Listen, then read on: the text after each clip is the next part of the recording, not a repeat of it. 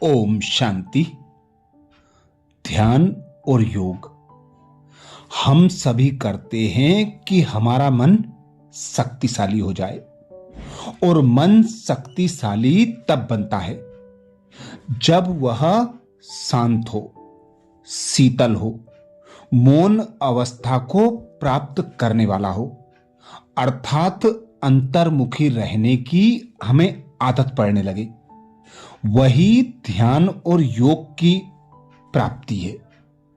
हमारे मौन मन से सत्यता की ध्वनि आती है और हम सुख दुख के मानसिक उद्गारों से अहंकार की ध्वनि आती है। मौन मन अर्थात अंतःकरण, अंदर की यात्रा, जो मानवीय चैतन्यता का जनक है। मन में भावनाएं निवास करती हैं। यदि ईश्वर से संवाद करना हो तो मौन में टिकना पहला कदम है।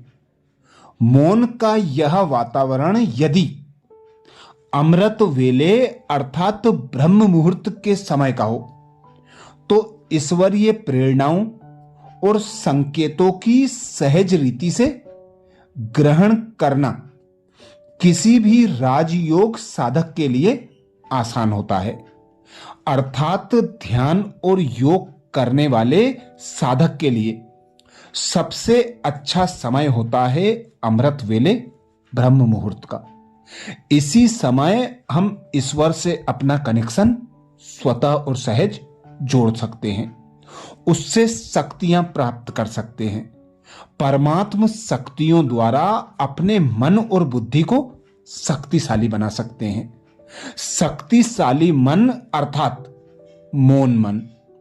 तो मन के लिए सबसे अच्छी अवस्था होती है मौन अवस्था, अंतर्मुखी रहना।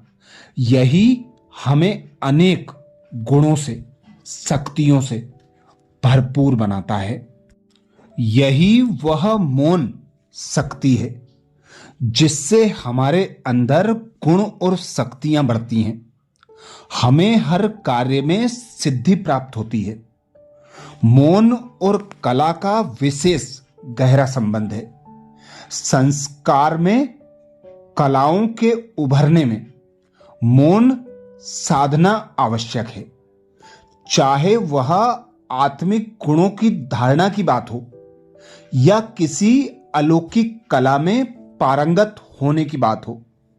एक दिन राजा भोज का दरबार लगा हुआ था।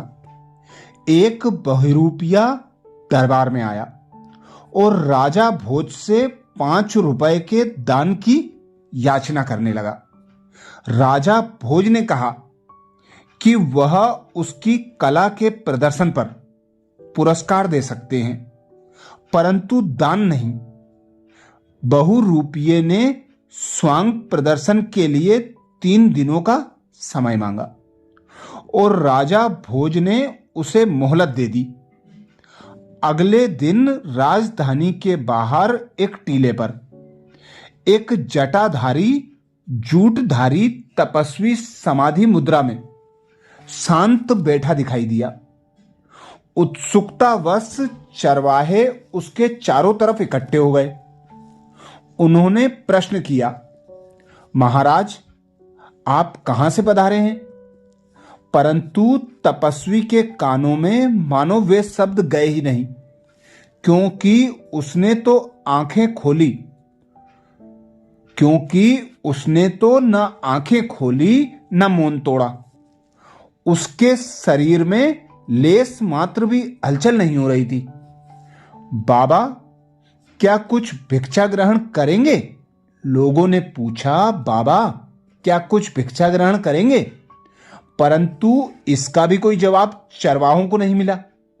नगर में लौटकर चरवाहों ने उस महान तपस्वी का नगर वासियों से वर्णन किया तो सभी उसको देखने टीले पर जाने लगे। बात फैलती गई। कुछ सेठ एवं दरबारी भी तपस्वी के पास पहुंच गए और कुछ चढ़ावा चढ़ाना चाहा, परंतु तपस्वी तो अपनी ध्यान मुद्रा में ऐसा लीन था कि टस से मस ना हुआ। फूल, फल, मेवा, मिष्ठान व रुपयों के ढेर लग गए, परंतु तपस्वी ने तो उस तरफ देखा भी नहीं।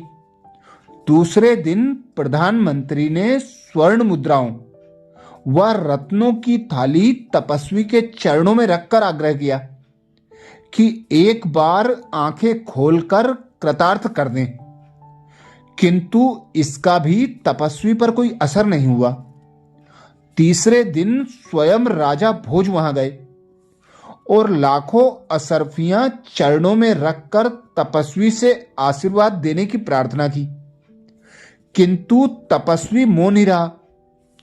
चौथे दिन वह तपस्वी राज दरबार में प्रकट हुआ और अपनी जटा व रंगत साफ करके बहरूपीय वाली मूल शकल सूरत में खड़ा हो गया और राजा भोज से अपने सफल स्वंग के लिए 5 रुपए के पुरस्कार की मांग की। राजा भोज ने कहा, मूर्ख, जब सारे राज्य का वैभव तेरे चरणों पर रखा तब तो तूने ना तो आंखें खोली और ना ही मौन ही तोड़ा, और अब मात्र 5 रुपए के पुरस्कार की मांग कर रहा है। बहरूपिया बोला, उस समय सारे वैभव तुच्छ थे महाराज, क्योंकि मुझे अपनी कला की लाज रखनी थी, लेकिन अब कला अपना पुरस्कार चाहती है।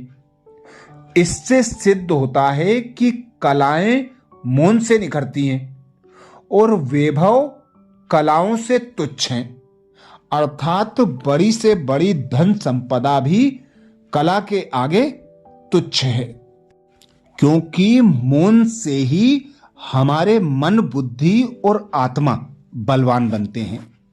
ऐसे ही एक उदाहरण द्वारा और समझते हैं। मदर टेरेसा के अनुसार मौन का फल प्रार्थना है, प्रार्थना का फल आस्था है, आस्था का फल प्रेम है और प्रेम का फल सेवा है। प्रार्थना सिर्फ अपने लाभ के लिए याचना करना ना हो, बल्कि विश्व शांति व विश्व कल्याण की भावना से ईश्वर की याद में टिकना ही प्रार्थना है। सर्वे भंतु सुखिनः सर्वे सन्तु निरामयः सर्वे भद्राणि पश्यन्तु मा फलेषु कदाचन। इस प्रार्थना को मंत्र की तरह उच्चारा तो जाता है, परंतु मंत्र स्वरूप हो मौन में टिका नहीं जाता। देखा जाए तो मौन में रहना स्वयं की सेवा है, जिससे आत्मा को बल प्राप्त होता है और वह बल उसकी प्रार्थना में काम आता है। प्रार्थना करते समय एकाग्रता का बल, समर्पणता का बल एवं संबंध का बल काम आता है। ऐसी प्रार्थना ईश्वर में निश्चय व आस्था से हो पाती है। अतः प्रार्थना का फल आस्था नहीं, बल्कि आस्था का फल प्रार्थना कहना सही होगा।